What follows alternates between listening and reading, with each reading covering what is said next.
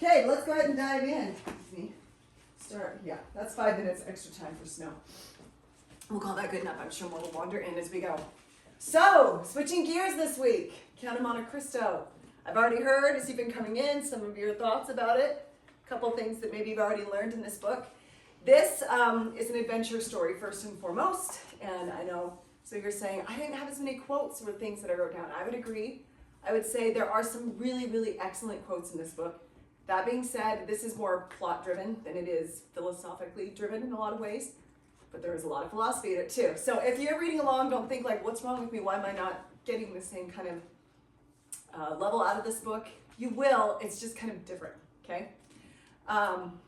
So keep going and keep going through.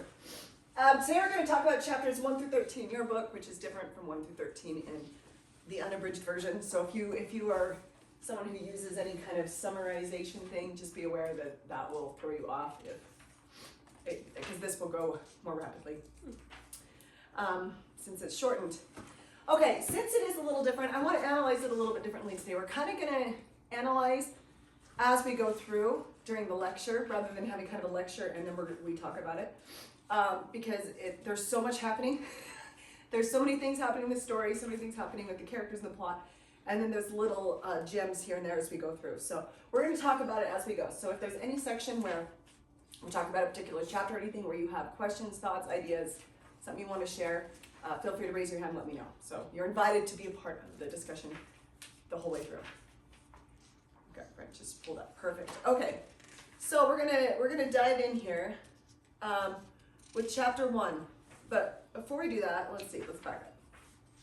I want to talk about some of the characters in this book. And what's funny is I wrote this lecture before I went over to New York, got home, and I thought I did a character sketch for all of them except for our protagonist. For some reason I did, probably because in my brain I was thinking, let's get a hold on who these people are, and I know that everyone's going to understand who Edmond Dantes is right away, okay? So we start out with chapter 1, Marcellus the Rival, okay? Anyone still doing their chapter summaries as they go along? I am, so I will summarize our chapter for you.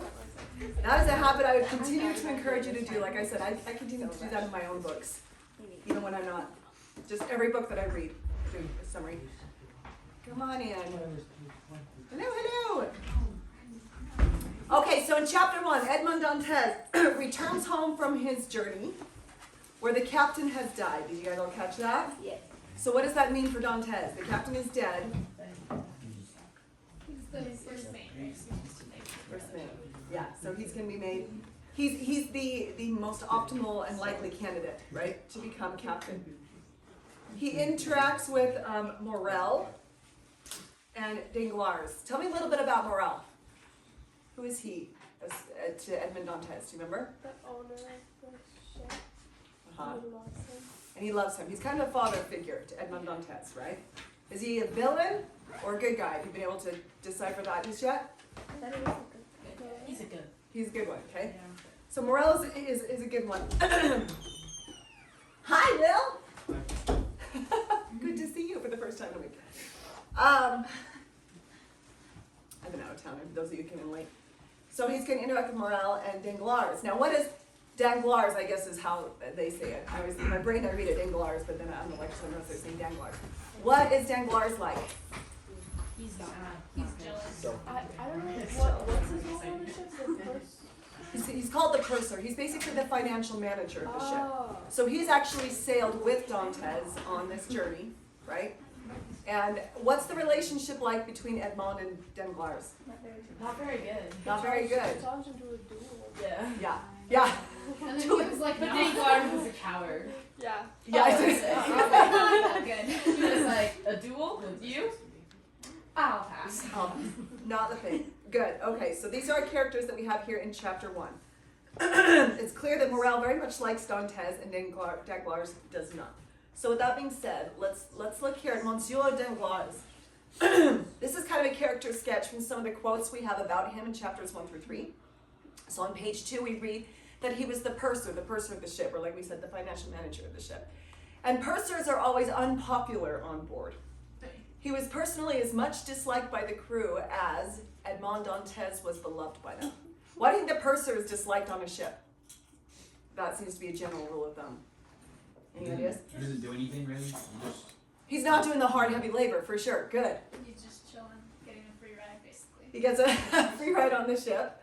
Good. Any other thoughts? He also probably is the one who has to say no to a lot of stuff. I would guess so, right? So not many people don't like him. Not a popular crowd in general. And it's interesting that Dumas chose this purser, who's the one who's in charge of money, as kind of this initial villain that we have in the book. Because it is, as Lydia, as you said, jealousy is what drives his dislike of Dantes, which is very much the case. Okay, on page 6 we read, "By the by, Dantes, were you satisfied with Danglars on the voyage?" This is Morel talking to Dantes about it. Dantes says, "That depends on what you mean by that question. If you mean his comrade, I must say no, for I do not think he has been my friend." Little bit of a foreshadowing here, okay? This is not a guy that's going to be great for Edmond in general. And then finally on page 14 we read, "Danglars looked first at the one and then at the other of the two men." This is the two men, Caderousse and Fernand. "The one intoxicated," guess who that is? Who's intoxicated? Caderousse. Yeah, he's a drunkard with drink, and the other mad with love. Fernand. Who is Fernand in love with? Mercedes. Good, good. And that's a problem because? Dantes is gonna marry her. Yes. true story.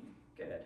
Silence my watch somehow. I thought it was so funny when Mercedes, like when Ferdinand and Monte like meet, she's like, "Oh, you two are gonna be best friends."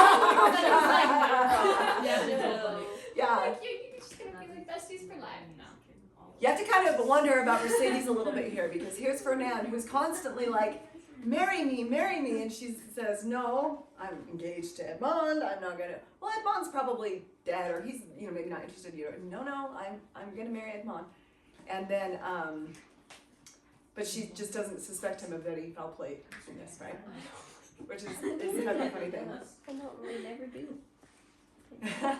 They never see it coming. They never see it coming. So ladies, if you have a guy who's interested in you and he's disparaging the other guy, maybe take note of Mercedes and what she experiences here, okay? Not a good sign. We had on the Mother's Retreat, this is a true story. I can't remember what, I think it was Lucy Mack Smith's, it was a relative, might have been her brother or her aunt, someone had kind of a similar experience where her fiance went off to England, and there was a man interested wanting to marry her, and so he said, "Oh, he probably doesn't even love you. He's gone. He doesn't love you anymore. He's not coming back." And she's like, "No, I'm just going to wait." And then he started intercepting these letters so that she wasn't getting letters from him. And he's saying, "See, he doesn't love you." And no, I'll just wait. And then finally he wrote a letter saying that this man in England had died so that she believed he was dead, tricked her into marrying him. And then they ended up, the guy from England finally came home and she was married to this guy, and the story goes she basically died of a broken heart within a year or so. Oh So Mercedes is in this exact same love triangle situation, and it also doesn't go well for her. So anyway, there's your red flag warning bid. Okay. And then finally on, this is the continuation of that quote on page 14. "I shall not get any further with these two fools," he murmured. That's Danglars. "Dantes will certainly carry the day. He will marry that fair damsel, become captain, and have the laugh over us, unless," a livid smile has seemed to pass over his lips. Now this is the line, Lara and Cosette, this is the line, "unless I set to work." What is the plot that he's hatching here at this point? To frame. Getting rid of Yeah. him. Foreshadowing how he's gonna frame him. Yeah, he wants to get rid of Edmond, right? Get him out of the way so that he can have, using these two fellows of his. Now, if you remember, while Caderousse is mostly just the drunkard, what did he do that wasn't great while Dantes was gone? Do you remember? It was a small, it passed quickly in the book, but it was a big deal. He collected a debt from his father. Yeah. So before Dantes goes on this voyage, he leaves his father with plenty of money, so he'll be well taken care of. He'll have money for food, clothing, other things that he needs. And Dantes leaves, and immediately Caderousse goes to the father and is like, "I heard he left you some money. You owe me a debt. You have to pay everything right now." And the father, Then he takes more money. very honorable, does that, and basically Dantes comes home and he's starving to death, right? He's not in great shape. Good. Okay, so Caderousse, while he is like the drunkard, he's not a great guy too. Okay, so he's not completely culpable. All right. I wanted to talk briefly in chapter 4. Well, we're kind of jumping ahead here a little bit. So chapter 1, he comes home. Chapter 2, he comes back and finds his father, like we were just talking about, and then Mercedes. His father's not in great shape, and how is Mercedes doing?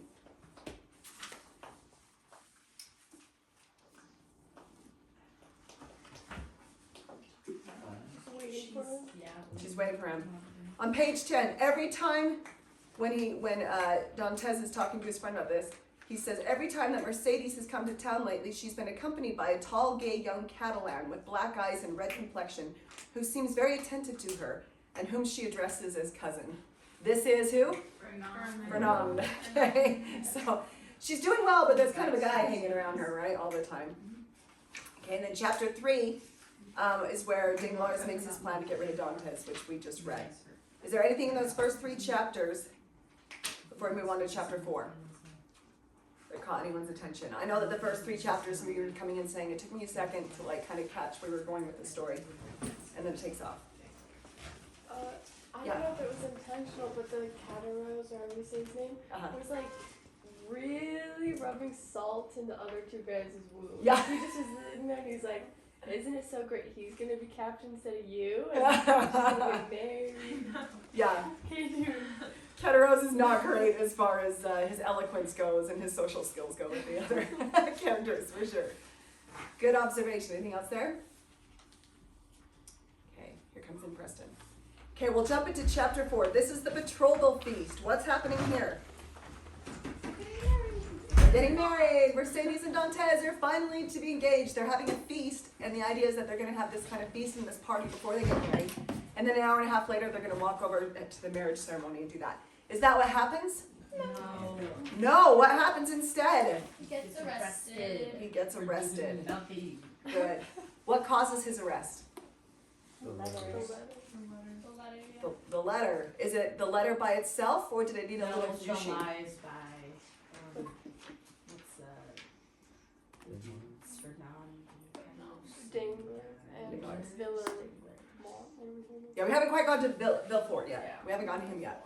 Oh, yeah. So it's the 3 still. It's the Fernand, the Danglars, and the Catarot, right?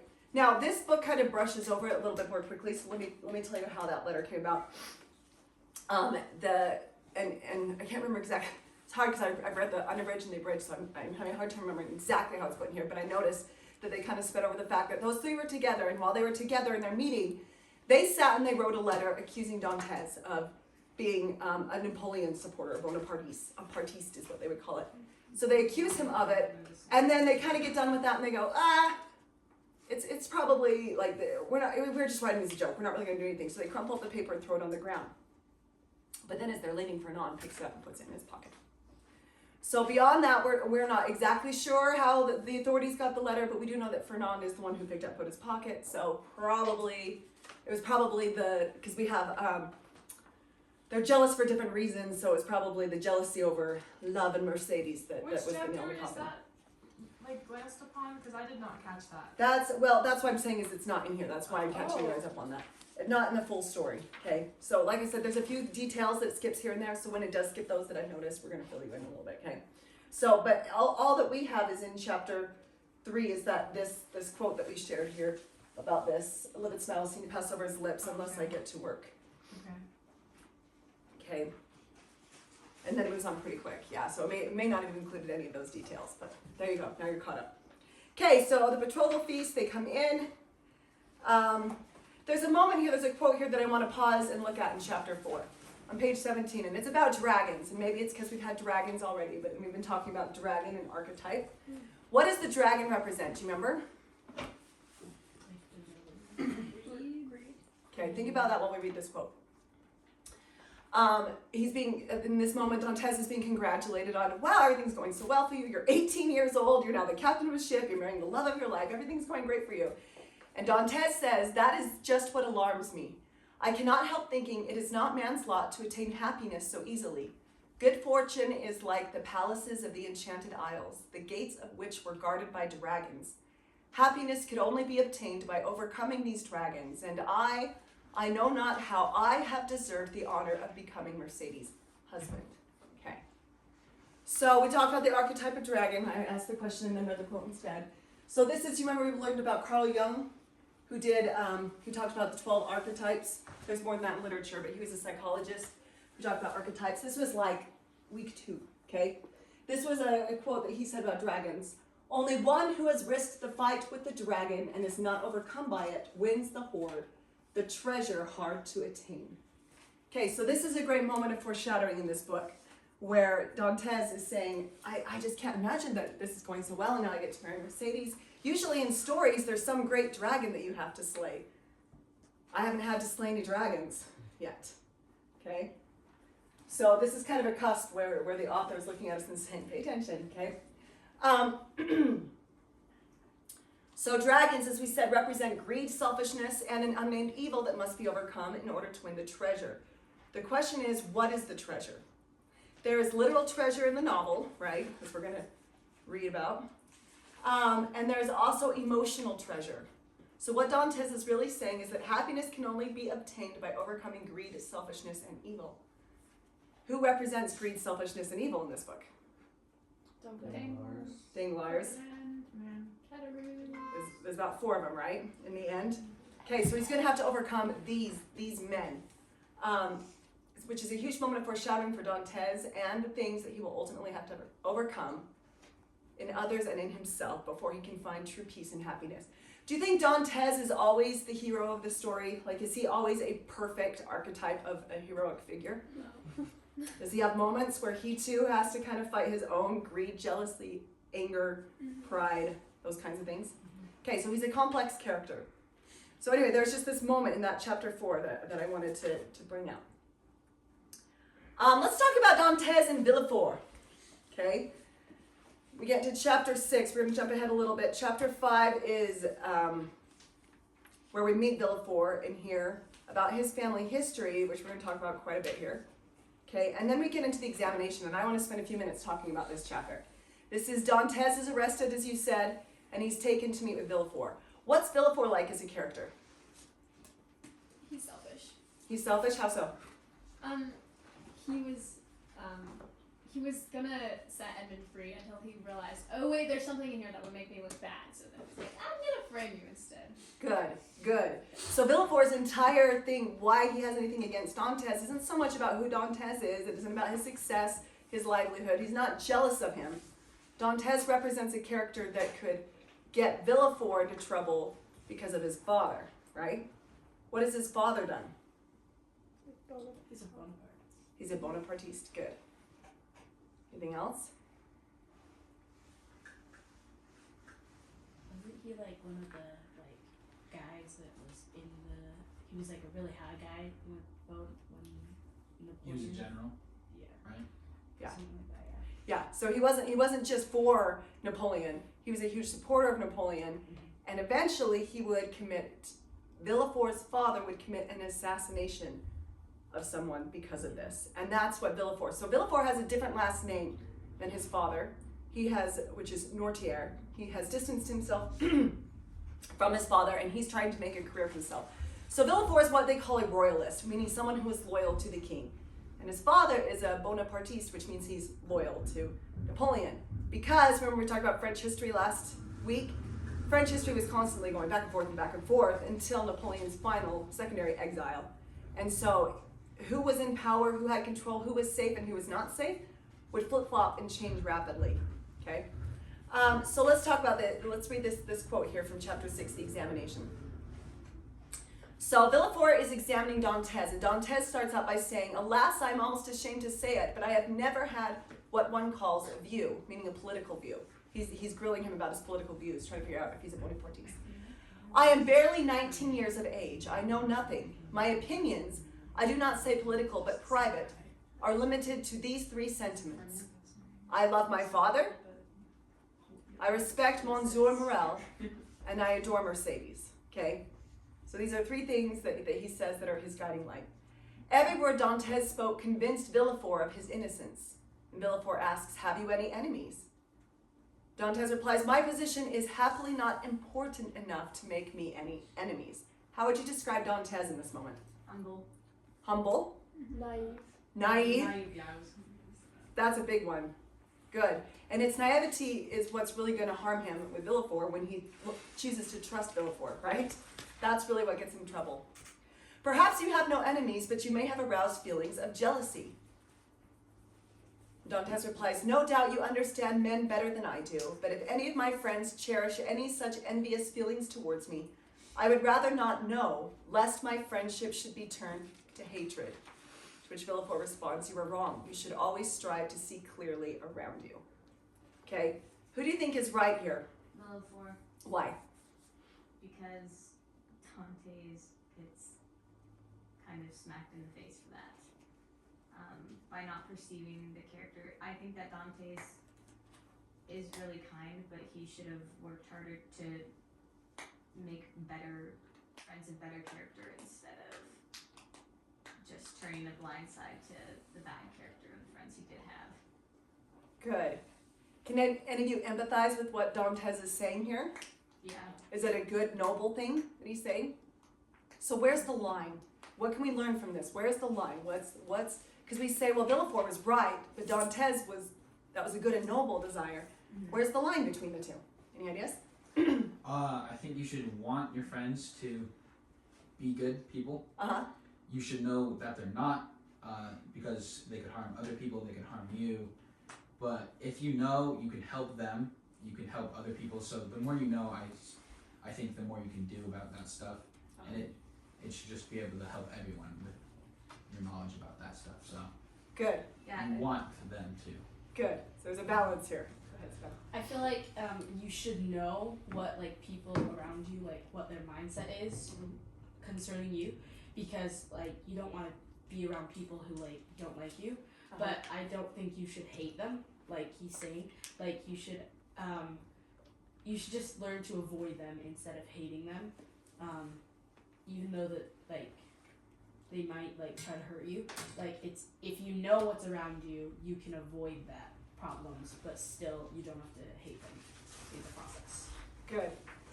Yeah, I think the blindly trusting everyone is bad and harmful, but then also overly scrutinizing everyone and being very distrustful is also bad. Good. That's a good point to be made. There's two extremes here, and you kind of have to ride between the two. Good. Yeah. Yeah, I feel like you gotta have like an in between, because if you want to be trusted, you gotta trust others. You can't just be like, I'm gonna kind of, like if a friend has a problem, you might be able to work around it, but you can't really judge them for that problem. You gotta be able to, you gotta be able to maybe look at it, but not too much in a way where you're seeing them as a different person. Good. These are great thoughts, you guys. This is a big question, ethical question, really. Any other ideas? I really like what Jack said, where I think that, I think if you know, like if Edmund had known that his friend was jealous, then he could have not only helped his friend with jealousy, but he could have protected against it. So like, if you're going to be friends with someone and you know that they have an issue, then there are certain walls that you can put up if you still want to be close to that person, but otherwise, that's not a good idea. Good. Good. Ben, I'm going to pick on you sitting over here, because he just got back. We were in New York City for 5 days. New York City, you're going to see a lot of different characters, shall we call them?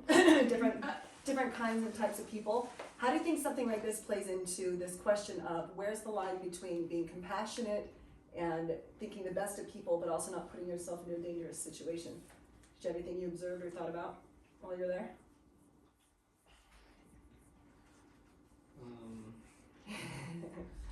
I feel like I just ignored a lot of people. Like, I wasn't very compassionate towards people. You weren't very compassionate. Okay, but why? Why did you not feel very compassionate towards people?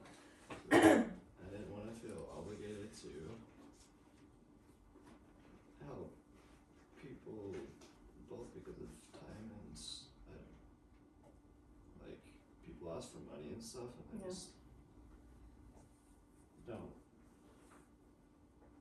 feel a need to help them, because a lot of the time people that need money are are just gonna go and spend it on things that are gonna make them in a worse place. So It's hard to know, right? When you don't know people's intentions. Which, no one should ever be asking a child for help, right? So let's get that out. No one should be asking someone, although you don't look like a child, but anyway, so it was a really interesting experience. Has anyone been to like a big city like New York City before? Paris or anywhere like that? It's a whole different, it's just a different thing when there's just that many people together, that tightly packed all the time. And so you see a little bit of everything, riding the subways, experiences like that. And so there were moments where I thought about this quote, and I found myself kind of having to ride this line between the two. We were with a lot of teenagers and as chaperones, we were trying to ride the line between keeping them safe, those kinds of things. So we had, for example, a guy came on the subway just absolutely drunk, really inebriated, and he comes on the subway literally screaming at me and cussing me out. I was standing holding the bar, and he wanted to get past, it was really crowded, he wanted to get past me to go to a seat that was open. And so he tells me off with some colorful language, slams into me, and then goes and sits down. And now we're like 3 feet apart, and I'm like, okay. So we're riding the subway. And a few minutes in, I don't think he even remembered what he said to me, what happened, but he starts wanting to chat and talk to me. And like, we're best friends now, you know? And so he's talking to me. And meanwhile, two rows down, there's another man who's very drunk, and he's screaming profanities and things on the subway, and they start screaming back and forth at each other. This was a wild moment. They screamed back and forth at each other, and I thought, okay, what do I do in this moment? And so he'd kind of talk with me, and I just would smile, listen, be kind. But what was interesting is he started to calm down a bit, and he went from being raging mad to being like, "You're my best friend," and he's like talking to the guy down the other end. "I got a giraffe. You want to buy a giraffe? Yeah, I'll buy your giraffe. Where's it? In my backyard. $5, man. I'll give you $5." And they're just. So anyway, the point is, be wise in your interactions with other people. Be kind, but be wise, right? Because what we have here is we have Dantes. He's kind, but maybe not wise in this moment, especially when we'd already been warned that there's this cat-eyed man following your girl around, and oh, I'm sure it's fine. Nothing's happening there. No, we're just besties. Yeah, we're just besties. Everything's fine, right? So whereas Villefort, who is one who always watches out for numero uno, right? Says you are wrong, you should always strive to see clearly around you.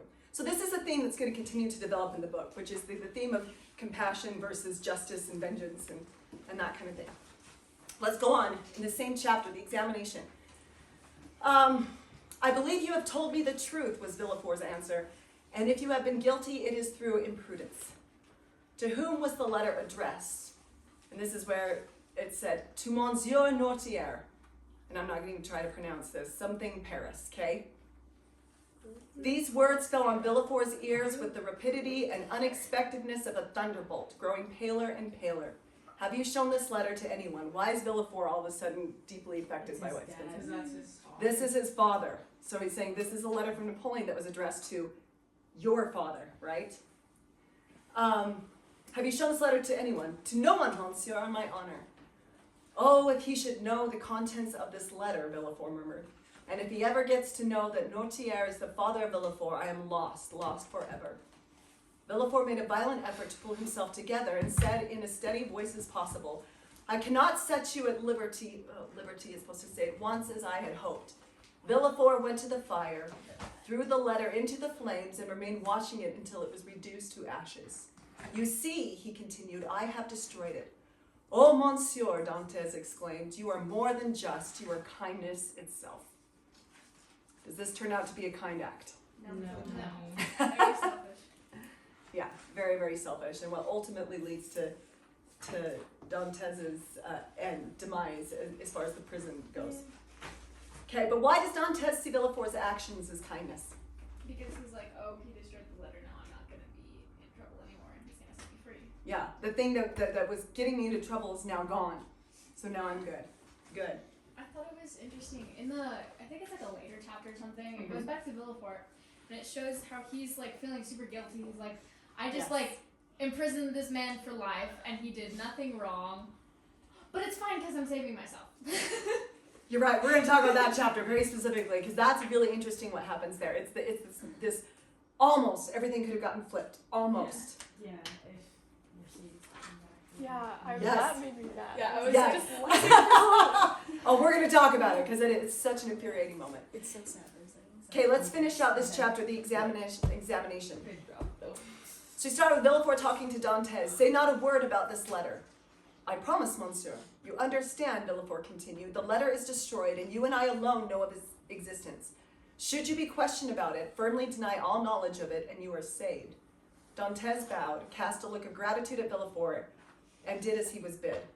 The door was hardly closed when Villefort's strength failed him. Alas, alas, if the procureur du Roi had been here, if the judge had been called instead of me, I should have been lost. This little bit of paper would have spelt my ruin. Oh, Father, Father, will you always stand in the way of my happiness in this world, and must I eternally fight against your past? Okay, so you'll notice that Edmond's, his situation is one that was hinged on so many people's decisions, not the least of which is Villefort, right? Because if the letter had just been thrown away, or Ferdinand just hadn't picked it up, or if it had been anyone but Villefort there to receive Dantes, all these little moments are going to lead to Dantes suffering what is truly the most severe punishments for this situation that he got into. So what went wrong for Dantes? Let's talk about that. Danglars was jealous and shared the letter saying Dantes was aware of what was inside. Of all the judges, it was Villefort who happened to get Dantes' case. The letter happened to say something incriminating against Villefort's father. Villefort destroys the evidence and turns against Dantes, whom he had no envy or animosity towards. He's just an innocent patsy in that situation. And now Villefort wants to ensure that Dantes is in prison somewhere where he's isolated and cannot talk to others, which is where he's going to enter into the Chateau d'If. And if you didn't know, this is a real prison. Oh, wow. We're going to watch a video about it. It's really cool. This is a real place in France. It's kind of like the French version of Alcatraz. It was a fortress out on an island in the south of France, and then eventually that was turned into a prison for high security or political arrests. And we'll learn about that more here in a minute, or right now. So this is a video about the history of the Chateau d'If, and it'll show you what it looked like and what it was like. Yeah, quite the place that he got set. How big is that island? Yeah, it's not very big. It's mostly the building, right? Has anyone here ever been out to Alcatraz? By the way, okay. I went out when I was a teenager, and it was. I'm going to talk about that here in a minute. Because it's a very similar vibe, more modern but similar situation. Off the coast of Marseille, standing defiantly on a rocky island, lies a fortress with an extraordinary story, a place of intrigue, betrayal, and legend.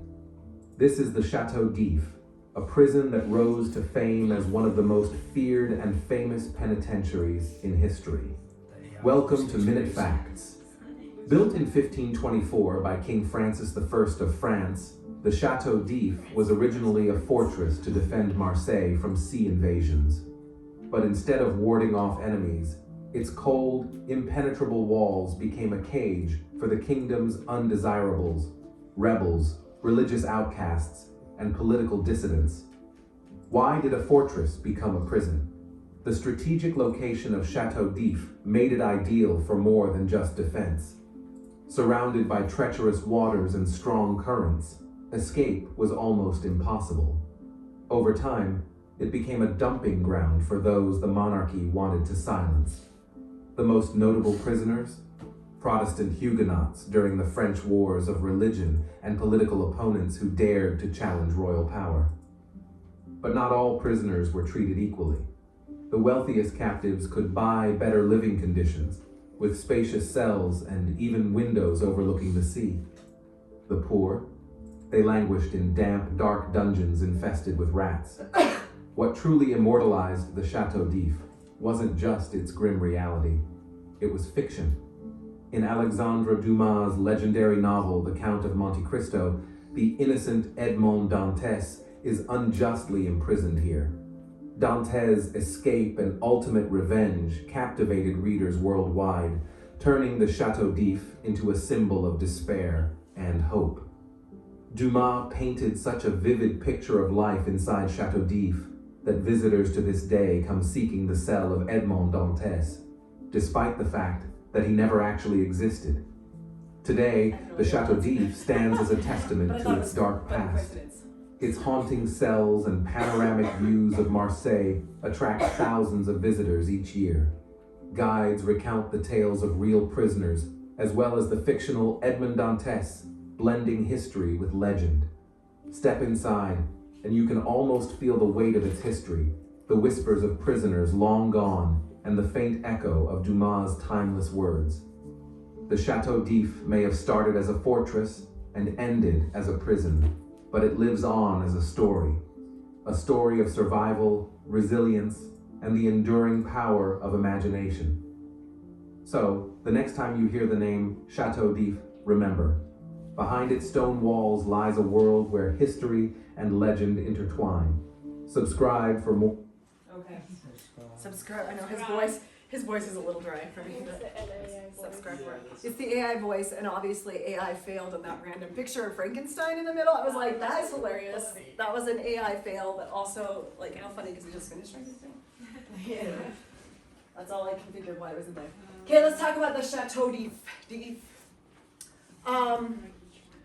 So Dantes enters. The door was closed upon him, then his whole frame was shaken with one mighty sob.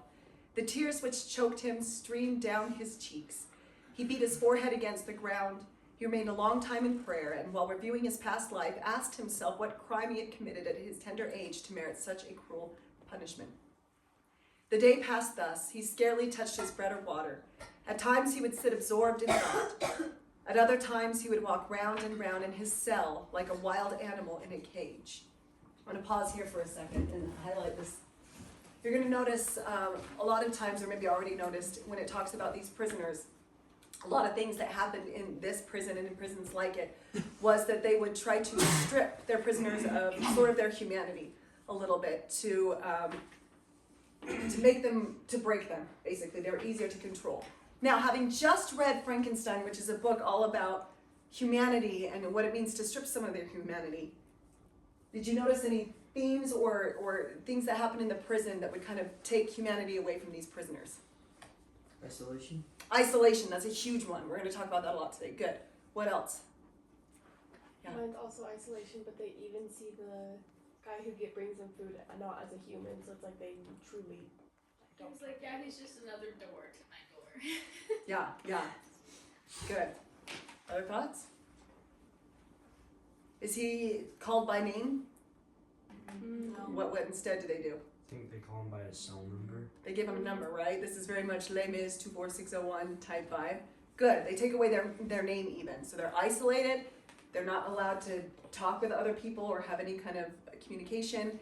They are taking their names taken away. They are treated like animals, right? Like just their food shoved in. And in the case of Dantes, he eventually gets moved down into the basement, which is the most isolated solitary confinement, where there's very little daylight and things like that there. I think, Yeah, please. I think another thing that contributes to them kind of being treated as animals is that the guards act like they see them as animals. Yes. For sure, like, and it's not just treating them like animals, it's like they genuinely don't think that they're human. Yeah. So the guards are taught to not see them as human. I think it to your point, and they're taught to treat them like those animals, because again, it's easier to control. We're gonna swing back to this in a second. I want to talk about this more, but let's go on with the rest of this quote. Don't go on brooding over the impossible in this way, or you will go mad before the end of a fortnight. This is a guard speaking to him. So this is before he's taken down to the solitary confinement. Do you think so? I am sure of it. Madness always begins like that. We have an instance of it here. There was an abbé in the cell before you came. It was through his unceasingly offering 1,000,000 francs to the governor if he would set him free that his brain was turned. Okay? Who's this abbé that he's talking about that went mad? Yes, we're gonna meet him later. Dog, you're fine. We're gonna meet him later, okay? So, and why did they say that he was mad? Because he kept offering 1,000,000 francs, but he had the church To talk to the governor, right? So was he mad? Was the abbé actually mad? No, this was a completely legitimate thing, but because it sounded crazy, they would say this is madness. So this leads us to another sort of isolation, this mental isolation where, and this happens in solitary confinement, where the way that you're treated, if people start telling you you're mad, you're crazy, you're insane, if you're told that over and over and over again, you start to believe it. You start to think, maybe I am crazy, maybe I'm mad. So this is a sort of kind of psychological torture that they would do to their prisoners here in this prison. Very famously so.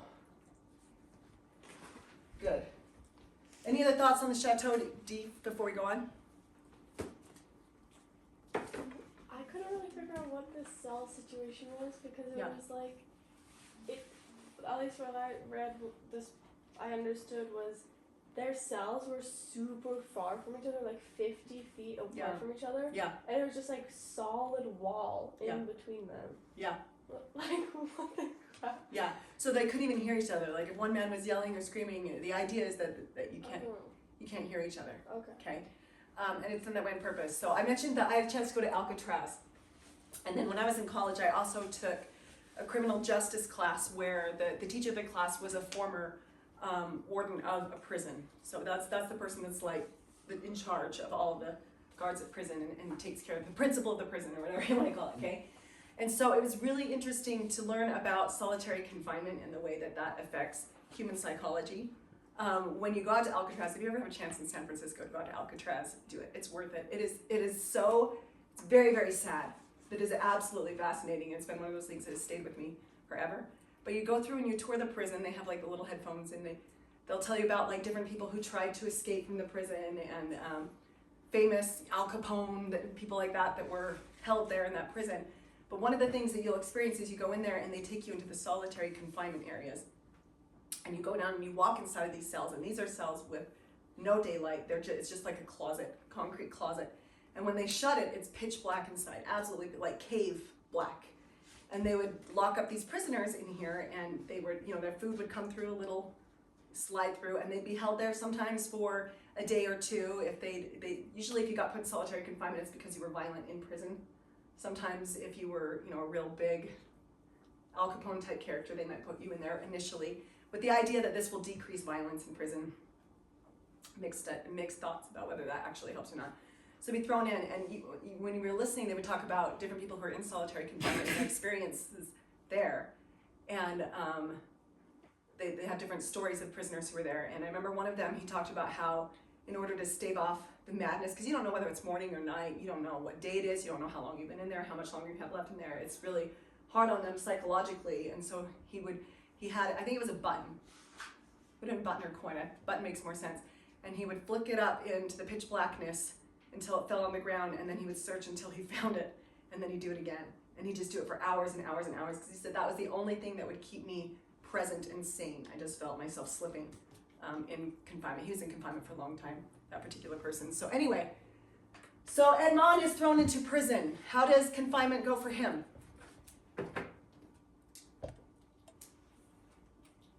Not well. Not well. We see him slipping, right? I don't want to get too far ahead of myself. He tries to like kill himself, right? It's Yes, so like he starts thoughts of suicide, which is very common and very high with isolation in prison. Suicide rates go way up, and actually your physical health goes way down. They say that being in solitary confinement is as detrimental to your health as severe obesity. You have higher anxiety, higher blood pressure, more likely cardiac arrest, more likely to have all kinds of organs shut down. They have insomnia, they have all kinds of things that come in that it's really, really hard on your body, physically, as well as mentally. Okay, so I just want to double check that I'm not getting too far ahead of myself here, because the order matters. I think we go into something else. So he's in prison, in the Abbey, good. Okay, good, yes, and then we go back to Villefort. Okay, so while he's in prison, how does everyone respond? Let's take a moment to kind of look at what everybody's responding to. He's been locked up. So first we're going to look at Mercedes and Villefort. Mercedes goes to Villefort and asks him what has happened to Dantes. Villefort lies, says, I don't know, I have no idea what's happened to him, okay? Villefort is filled with guilt, which you ladies were talking about, because he knows that Dantes is innocent. He's innocent, and yet he's been thrown in the Chateau d'If, which isn't just prison, it's the worst of all prisons. And for a moment, Villefort considers doing the right thing if pushed one last time by Mercedes, but sadly, Mercedes instead walks away in despair, which we can understand where she's coming from too, right? Let's read this quote from page 38. Embarrassed by the straight look she gave him, he pushed by her and entered his house, locking the door after him as though to shut out all sadness. But sadness is not banished so easily. Like the wounded hero, that's supposed to say hero, like the wounded hero of Virgil, he carried the arrow in his wound. That's from the Aeneid. He had no sooner entered his room than his legs gave way under him. He heaved a deep sigh, which was more like a sob, and sat into his chair. I need to proofread, sorry. I was writing this really quick before I left on my trip. For a moment, the man was in doubt. If at this moment the fair Mercedes had entered and had said to him, "Give me back my lover," he would have given way, and in spite of the risk to himself, his icy cold hand would have signed the order for Dantès' release. But no voice broke the stillness. Poor Mercedes returned, followed by Fernand. Because he's gonna follow her everywhere. It enrages me. She's like walking around like in this like trance, like so depressed, and like Fernand's just be like, "Oh, I'm so sorry for you, Dad. I'm so sorry for you." It's so rude. Yeah, he's kind of the worst. It's true. Yeah. Good. You know, another thought about this quote? Yeah. Don't worry, Just like- vengeance will come. I just was like, he's blaming her. It's like he's blaming her for not coming in and commanding him when he Yes. has all the cards. Good. Like that is. This comes back to our theme from the last book, which is taking ownership and responsibility That's for what your it reminded actions, me of, right? like blaming Frankenstein blaming his dad Yeah. instead of. If Mercedes had just come in, I would have done the right thing. Maybe not. He thinks that, but maybe she would have come in and he would have just. So she's met with him on the street, is where this takes place. And he kind of talks to her and says, "I don't know what's happening." And then she walks away and he goes inside of his house, locks the door behind him. Once he's inside safely, he starts thinking, well, she came one last time. I do think that this is the one moment we see Villefort at least consider the fact that he's done something wrong, right? But ultimately does nothing with that information. Yeah. Okay, let's talk about how did everyone respond. Monsieur Morel does not give up hope after learning of Dantès' imprisonment and had gone to all of his friends and all the influential men of the town. But it was reported that Dantès had been arrested as a Bonapartiste, leaving Villefort with nothing but coldness, fear, or refusals. In time, leaving Morel with nothing but coldness, fear, and refusals, and in time, Morel returned home in despair. Okay, sorry. Oh. Yeah, we had our lecture last week, and then I had to write my second lecture and pack and leave Wednesday morning. Fernand, let's look at Fernand. Follows Mercedes like a lost puppy, hoping to find a way to gain her affections, but grief had made her blind to all but Edmond. Yes. So it doesn't go well. Which, interestingly enough, where's Mercedes at emotionally with all of this? Been waiting for him for forever, and then he's immediately gone, which is just like so lame. Yeah, Heartbroken. she's heartbroken to the point of what? Suicide. She also, so we have Dantès in prison who has this consideration. We have Mercedes. What keeps Mercedes away from that? She considers it, but decides not to because of what? Her religion. Her religion. For her case, that's what ultimately saves her, right? Mercedes is the archetype of the child or the innocent, okay? The one who represents religious values and innocence and purity and all those kinds of things, okay? Let's look at Caderousse, okay? He feels restless and uneasy, but instead of trying to do something to help Dantès, he had shut himself up in his house with 2 bottles of wine. Ever the drunkard. So he's like, oh, this emotion, I don't like this emotion, I've done the wrong thing. Here's my 2 bottles of wine. We'll just drink emotion away, okay? And then we have Danglars, who felt no pang of remorse or restlessness. He was even happy, for he had not, had he not avenged himself on an enemy and ensured for himself the position on board the Pharaon, okay? So Danglars wants to be what?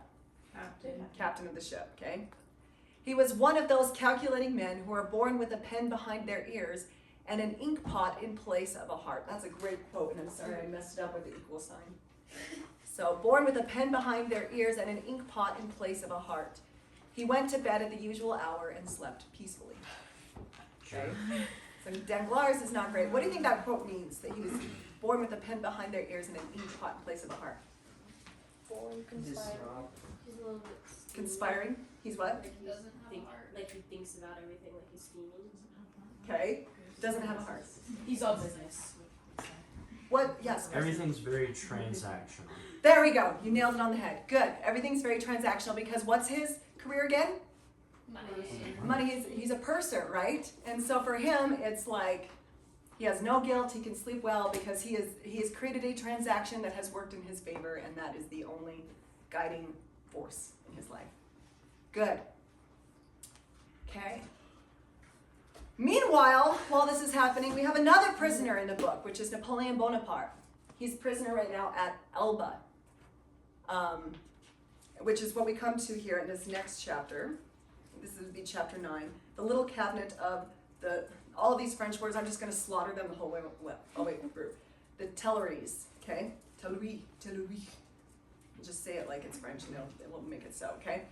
And in these chapters, this is a conversation between the King of France. This is Louis the 18th and a man named Blockus, who is a duke or courtier, okay? So, quote, Bonaparte is bored to distraction, continued the Baron.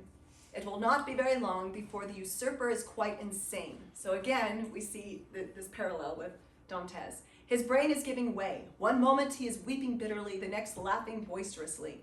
At other times, he will spend hours on the shore throwing pebbles into the water. And if he succeeds in making 5 or 6 ducks and drakes, he is as pleased with himself as if he had won another Marengo or a second Austerlitz.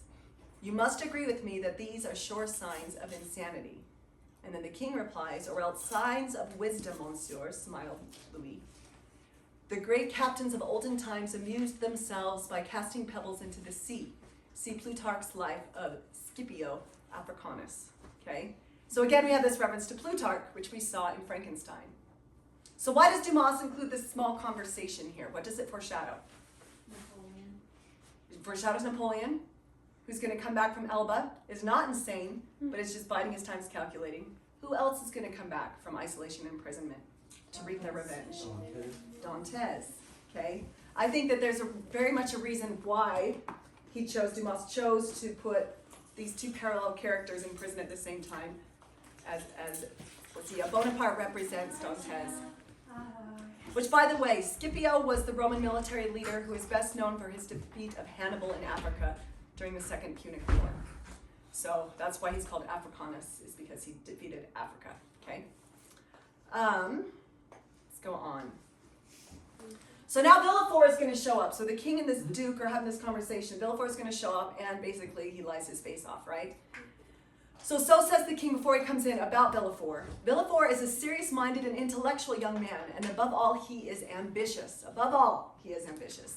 He would sacrifice everything to gain his end, even his father. He sounds like Frankenstein. So even, very much, there's a lot of parallels here, isn't it? And it's so interesting in classical literature, you see this, that when you read classical literature and you start to widen your base of understanding, that these books are all sharing the same themes, ideas, lessons. There's something that we throughout. I didn't plan to read this after Frankenstein because of the themes, but wow, does it come out to shine, right? Okay, and then so says Villefort. I have a man whom I have been watching for some time past, meaning Dantes, and for whose arrest I gave order the day before my departure from Marseilles. He is a turbulent sailor whom I suspected of Bonapartism, and he has been secretly to Elba. There he saw the Grand I don't know what word that is supposed to be, but it's not Merkel, I don't think. Yes. Oh, it's Marshall. Marshall, thank you. Who entrusted him with a verbal mission to a Bonapartiste in Paris, whose name he would not disclose. That would be Villefort's father, right? Convenient that Villefort's like, we don't know who. The nature of the mission was to prepare the adherents of Bonaparte for a return, which must take place very shortly. Okay. And this brings us to, very shortly, how shortly? They're starting to suspect that Bonaparte's going to escape. Yeah, he'd already escaped, right? He'd already escaped and made his comeback. Now, this in history is what's known as the 100 Days. This is where Napoleon came back, took over a palace in France, and basically kind of came back as leader, sort of, or at least a rival leader for 100 days. So this is a video that talks about that, because this is kind of important to the plot of the story. From humble beginnings to the pinnacle of power, Napoleon Bonaparte's life was a whirlwind of military genius, political ambition, and personal triumph. Today, in this episode of Historic, we delve into the extraordinary tale of this enigmatic figure examining his rise to prominence, his meteoric fall, and the lasting impact he left on Europe and the world. In the early 19th century, Europe was dominated by the powerful French Empire, led by the charismatic and ambitious Napoleon Bonaparte. After a series of stunning victories, Napoleon had conquered much of the continent, including Spain, Prussia, and Austria. However, in 1812, Napoleon's fortunes took a dramatic turn when he invaded Russia in a disastrous campaign that resulted in the deaths of hundreds of thousands of French soldiers. Defeated and humiliated, Napoleon was forced to abdicate the throne and was exiled to the remote island of Elba off the coast of See Italy. War and Peace, by the way, about that However, Russian invasion. Napoleon was not one to give up easily. In 1815, he made a daring escape from Elba and returned to France, where he was greeted with enthusiastic support from the French people. Napoleon's return sparked what is known as the 100 Days Campaign, a period of intense military activity that culminated in the Battle of Waterloo. During the 100 Days, Napoleon raised a new army and set out to reclaim his lost empire. He faced a formidable coalition of European powers, including Britain, Prussia, and Austria, all determined to prevent Napoleon from regaining power. On June 18, 1815, Napoleon Bonaparte's army met with the Duke of Wellington's Anglo-Allied army at the Battle of Waterloo. This decisive battle would mark the end of Napoleon's reign as Emperor of France and usher in a new era of peace and stability in Europe. As Napoleon had escaped from exile on the island of Elba and returned to France in March 1815, he quickly raised a new army and marched on Paris, forcing King Louis XVIII to flee. The European powers, fearing Napoleon's return, formed the Seventh Coalition to defeat him once and for all. The Battle of Waterloo took place near the village of Waterloo, in what is now Belgium. The French army, numbering about 72,000 men, faced an Anglo-Allied force of about 68,000 men. The battle began at dawn on June 18, with the French launching a series of attacks on the Allied positions. The French cavalry, led by the famous cuirassiers, repeatedly charged the Allied lines, but they were unable to break through. The Allied infantry, supported by artillery, stood firm. By mid-afternoon, the Prussians, under the command of Field Marshal Gebhard Leberecht von Blücher, arrived on the battlefield and attacked the French right flank. The arrival of the Prussians was a turning point in the battle. The French army, now outnumbered and exhausted, was forced to retreat. Napoleon himself was nearly captured during the retreat. He escaped, but his army was in disarray. The Battle of Waterloo was a crushing defeat for Napoleon. He was exiled to the remote island of St. Helena, in the South Atlantic, where he died in 1821 at the age of 51. The defeat of Napoleon also led to the end of the Napoleonic Wars, which had ravaged Europe for over 2 decades. The Congress of Vienna, which met after the war, established a new order in Europe and started the beginning of a period of peace and stability known as the Pax Britannica, based on the principles of balance of power and legitimacy. The Battle of Waterloo was a pivotal moment in European history. It marked the end of an era of revolution and war, and ushered in a period of peace and stability. The legacy of the battle continues to be felt today, as the values of democracy, liberty, and the rule of law remain at the heart of modern Europe. Napoleon Bonaparte's legacy is a complex tapestry of brilliance and folly. His military prowess reshaped the map of Europe, while his authoritarian rule sowed the seeds of future conflicts. Yet, his contributions to law, education, and infrastructure continue to benefit society today. Napoleon's story serves as a stark reminder of the delicate balance between power and ambition, and the enduring influence of one individual on the course of history. Thanks for joining us in this episode of History. Subscribe for... Okay, good enough. Good, so that's a lot of history, and there's like 4.5 pages of it in this book, okay, before we get back to the chateau. So let's breeze over that really quick. Chapter 10, the ogre, in other words, Napoleon is back. It says in the, I didn't write the page number, but quote in the book, Louis XVIII took a step forward and crossed his arms as Napoleon would have done. So, he said, turning pale with anger, 7 allied armies overthrew that man. A miracle of God placed me on the throne of my fathers after exile of 25 years, during which time I studied, probed, analyzed the men and affairs of this France that was promised me so that when I had attained my desires, the power I held in my hand should burst and break me. What our enemies say of us is only too true. We have learnt nothing and forgotten nothing. Okay? This famous quote, "We have learned nothing and forgotten nothing," isn't written by Dumas. This was a quote from French history, famously attributed to Charles Maurice de Talleyrand, who is a French diplomat, referring to the Bourbon monarchy's perceived inability to learn from past mistakes, particularly after the French Revolution. Okay? We have learned nothing and forgotten nothing. The saying suggests that the Bourbon rulers were inflexible, unwilling to adapt to the changing political climate, and stuck to the old ways of absolute monarchy, thereby repeating the mistakes that had led to the French Revolution. The first place, which as we know was a very bloody revolution. Many, many people lost their heads, literally, guillotine, la guillotine. Which, again, you can see Charles Dickens' A Tale of Two Cities if you want to read up on the French Revolution in literature. In essence, the quote reflects Talleyrand's cynicism regarding the Bourbons' capacity to learn from history, okay? And so that's why that quote is shared there in chapter 10. So what happened during the 100 days in the book? Villefort is protected only because his father, Noirtier, is a supporter of Napoleon. Villefort's marriage, however, is postponed because he's engaged to be married to a royalist, okay? So he's got to postpone that. This is obviously not necessarily a marriage of love. He's like, well, politically, you're not the best wife for me right now, so let's pause for a second. Dantes remains a prisoner, is completely ignorant of what is happening. Morel pleads with Villefort to make the release, and Villefort makes false promises, saying, sure, I will write some paperwork and see if we can get him released. He never does that. Danglars, fearing Dantes might be released, flees to Spain. So Napoleon's back in power. What does that mean for prisoners who are Bonapartists? This is not a bad situation, right? So Danglars is like, he might get out of prison. I'm in trouble if he does that, so he flees to Spain. Fernand could not understand anything, but continues. So Fernand, he's just lovesick and stupid. But continues to linger around Mercedes until he leaves to fight in the army. He gets drafted. Mercedes, in her grief, considers suicide, but it was her religion that came to her aid and saved her, as we discussed. Dantes's father, meanwhile, passes away, grieving over the loss of his son. Morel risks his safety by paying for the funeral. He's paying for the funeral of a man who was trying to save his son, who is a noted Bonapartiste at this point, even though he wasn't. And all of Dantes' father's expenses, so he pays for the funeral and all the expenses, which looks like he's supporting a Bonapartiste, okay?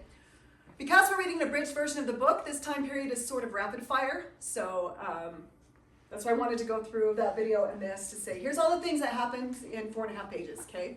Then we get back to Dantes and back to the story, the plot line, okay? Dantes' increasing isolation becomes heavy. He requests another prisoner to speak to, but is denied. Only now does Dantes begin to look to God for help. His grief drives him to a sort of misery and madness as he begins to feel less and less human. And finally, at a total loss and deep in despair, Dantes considers taking his own life. We have this quote from this chapter. Dantes had now exhausted all human resources and turned toward God. He recalled the prayers taught to him by his mother and discovered in them a hidden meaning, hitherto unknown to him.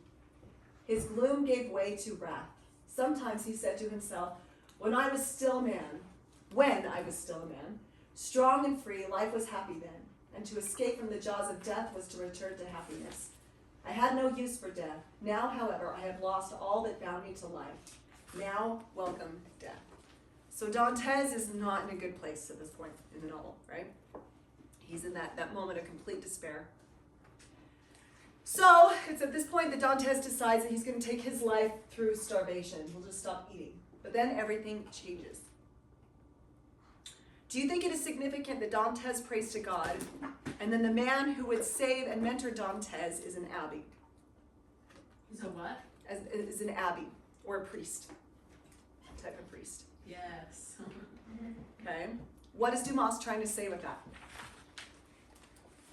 Any thoughts? That God sent help? Good. Yeah, I have a quote. I think it's I don't know if Edmund says this or if it's just in a book, but it says, "The wretched and miserable should turn to their Savior first, yet they do not hope in Him until all other hope is exhausted." Good. Which is exactly what happens with Dantes, right? Yeah. He tries everything he can think of, then turns to God. The first word Dantes hears from the abbé are, quote, who speaks of God and of despair in the same breath, okay? So let's read this quote from page 49. At length came the day when he had no longer the strength to raise himself to throw his supper away. The next day he could no longer see and scarcely hear. This is, by the way, this is the British version of jailer. We write it differently. The jailer thought he was seriously ill. All at once, toward 9 in the evening, just as he was hoping that death would soon come, Dantes heard a dull sound on the wall against which he was lying. What he heard was an even, scraping noise, as though caused by an enormous claw, a powerful tooth, or the pressure of some sharp instrument on the stone. Though weakened, the young man's brain seized on the idea that is ever present to the mind of a prisoner: liberty. Okay? And of course we see this is a cool illustration of the Abbey breaking through and saying that those famous first quotes, "Who speaks of God and of despair in the same breath?" So now Dantes is no longer isolated. In page 54 we read, "From this moment Dantes' happiness knew no bounds. He was not going to be alone anymore. Captivity shared with another is but half captivity. He was seized with the fear that they would separate him from this man whom he knew not, but whom he already loved as a friend." Okay, this is a pretty quick bond and connection, right? You read about soldiers always have a special bond when they've been together in the trenches. These two prisoners who've been isolated in this prison have an immediate bond and a relationship. How does this relationship evolve over the course of I would say the novel, but over the course of the next several chapters to where you left off? They definitely become a lot closer, and they start like talking with each other, and he's like, "Here, I'll give you my wisdom and knowledge," and then Edmund is like, "So these are all my problems I was dealing with." Yes. Good. In archetype, what does the Abbey represent? Mentor. The mentor. Good. It's the mentor. This is basically I'm going to give you all he almost is too wise for reality in some ways, right? He's been able to somehow, he has a photographic memory, and he's rewritten out many volumes of works of books that he read before he was in prison, so that Dantes has literal books to learn from, okay? He helps Dantes realize who put him in prison and why, just through asking him poignant questions, right? And he becomes very much a father figure to Dantes. Now, in the hero's journey, can your mentor go all the way with you? Can they go all the way to the end of the journey with you? No. No. Okay. We're going to see that. Ruh-roh is coming. What did you say? He literally just took a string and went straight away at the moon around rocks. Yeah. We see, by the way, this kind of this story plays out in a lot of different versions of modern pop culture and modern literature, which is the prison is in prison and the old man somehow gets him out. Those of you who have seen the animated Aladdin, I have zero doubt in my mind that isn't a reference to this, when Aladdin's in prison and then the old guy, even though it's Jafar in disguise, comes and breaks him out of prison. It's referencing this story. Yeah. Or even all the time where it's like the digging with a spoon to get out of somewhere. Yeah. Lots of references to this, okay? So in Frankenstein, we read a great deal about themes of isolation. What can we understand about the theme of isolation in this book? We've talked about it a bit. And does it teach us lessons similar to those found in Frankenstein? Okay. In Frankenstein, we talked about how the monster was isolated and how Victor Frankenstein was isolated. Is Dantes isolated in the same way that they were? No. No. What kind of isolation did Frankenstein and the monster experience? Well, the monster experienced isolation from his creator, so like rejection kind of isolation. Good. And Victor experienced self-inflicted isolation. Like Yes. That's what he chose. Good. Both of which led to a social isolation, right? So here we have Dantes. His isolation is a very literal physical isolation, right? And because of that, that also led to social isolation. So these three characters all, for various reasons, have experienced isolation, but it all comes down to they have been separated from other humans. And that does not go well, right? Until, thankfully, in this case, in this book, we see that they're reunited, okay? Let's talk about the character Abi Faria in our last few minutes of class. In our last minute of class, okay? So the Abi, it's Abby. You guys know what an Abbey is, right? That's how we say in English. I heard in French they say Abi, but he's thrown into prison for 1811 for sympathizing with those who wanted independence in Italy. He's used his time to make tools, write about politics, and plot methods of escape. Faria helps Dantes to understand what happened to him and why he ended up in prison. Faria promises to teach Dantes all that he knows in 2 years' time, which is very impressive. I thought, okay, well maybe if you're in isolation, you have nothing else to do, you could learn a lifetime of knowledge in 2 years too, right? Faria explains to Dantes that he has seizures, which will likely kill him in the end. He talks about both his father and his grandfather died of the same thing. Dantes and Faria make a plan to escape from prison. What's their plan? Remember? Yeah, then they like surprise the guard and run out. Yeah, they've got this plan, right? Do you think that plan would have worked? Or will it work? They would have got shot down. It was a risky plan, wasn't it? They wouldn't have made it like off the island at all. It's hard. When you think about like Alcatraz, for example, there's a lot of very famous stories of people who tried to escape. There are some where they actually, some of the prisoners took over the prison for like 3 days and held them off at gunpoint. A lot of people died, and in the end, they were eventually captured. There's also the most famous story. What's the movie? Escape from Alcatraz. If you want to watch it, it's an old black and white movie. It's pretty intense, but it's the true story of these. It was, I think, 4 planned, but ultimately 3 made it because 1 ended up staying back. Where they escaped from prison by very similar, using very primitive tools to dig out a hole from Alcatraz and get out. And they had created like kind of a man-made raft. And maybe I'll try to find, it doesn't necessarily apply to this, but it's interesting. It's just like a little short video about it for next week. But they got out and were never seen again. Now, whether they actually made it is highly contested because the ocean there around Alcatraz and the San Francisco Bay is infamously, they would have been fighting a very, very hard current. It's much more likely that they drowned than anything else. But we know that they at least made it to the beach because they found footprints and things down at the beach. And they did find some, they never found bodies, but they found some like parts of the raft later. So then but there were maybe multiple rafts. I can't remember all the details of it, but it's a really interesting story. Kind of a similar thing. And then finally, Dantes proves his loyalty to Faria by staying with him after his seizures rather than escaping without him. So remember, they had this plan, it was ready to go. Faria has his seizure. He says, "Go without me," and Dantes says, "No, you're my father. I'm not gonna leave you." Okay, and that's where we leave off for this next week. Oh, So, I know exactly what happens. I bet you do. Anyone who's familiar with the film or anything like that knows what happens. Which, by the way, I'll tell you right now, the film follows the story really, really well till about halfway. All films, about halfway through, and then the story gets so complicated. I think most screenwriters are like, "This is way too hard. We're going to simplify it." So if you have seen the movie, it's going to be a really good guide for you for the first half. The second half, it's totally different. Okay, it's a lot less complicated. They usually lose some characters or combine characters and leave things out. Okay.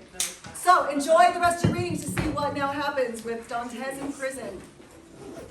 Next week, we're going to start doing a character map because I want you well prepared. The week after next week is spring break. We will not have class, but you will have a reading assignment. And when you come back, we'll talk about week 3 and 4. There's a lot of characters in week 3 and 4. So we'll try to arm you with a map so you're ready to tackle that.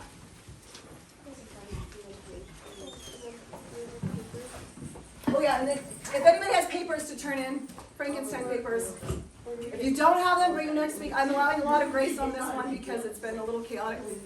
But still take your, I don't have any to hand back yet because I was out of town all week. But if you have not yet turned in your Frankenstein paper, you can turn in today or bring it next week, okay? You're so welcome, guys. Be safe out there. Yes, and it's